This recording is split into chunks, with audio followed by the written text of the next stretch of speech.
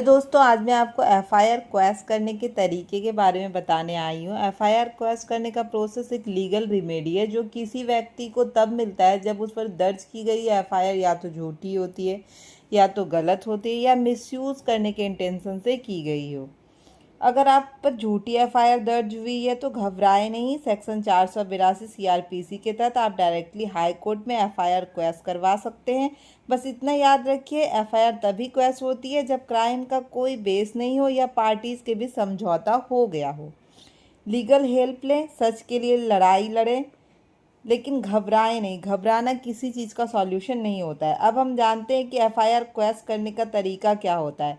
FIR क्वेश करने के लिए आपको हाई कोर्ट जाना पड़ता है, क्योंकि सिर्फ हाई कोर्ट के पास ही पावर है एफआईआर को क्वेश करने की, सेक्शन 482 सीआरपीसी के तहत।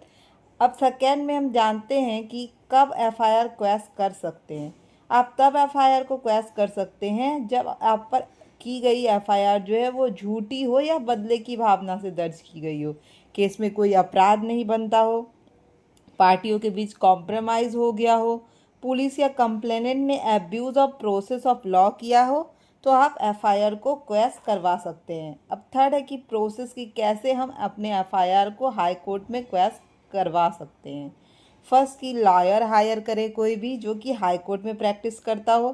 सेकेंड, आप सेक्शन 482 के तहत के एक पिटीशन फाइल करें। थर्ड, पिटीशन में लिखें एफआईआर नंबर, पुलिस स्टेशन का नाम, किस धारा में केस है वो लिखें, क्यों क्वेश करना चाहते हैं, विथ एविडेंस और कॉम्प्रोमाइज डीड यदि कॉम्प्रोमाइज़ हो गया हो तो। फोर्थ, रेस्पोंडेंट कंप्लेनेंट को भी सुनवाई का मौका दिया जाता है।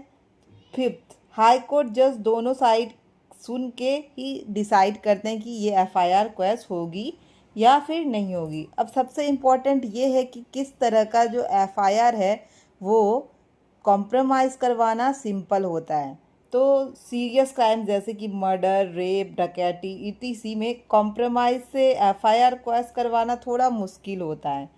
कंपाउंडेबल ऑफेंसेस जैसे कि चीटिंग, हर्ट में क्वेश होने की संभावना ज़्यादा होती है। आज के लिए इतना ही, धन्यवाद।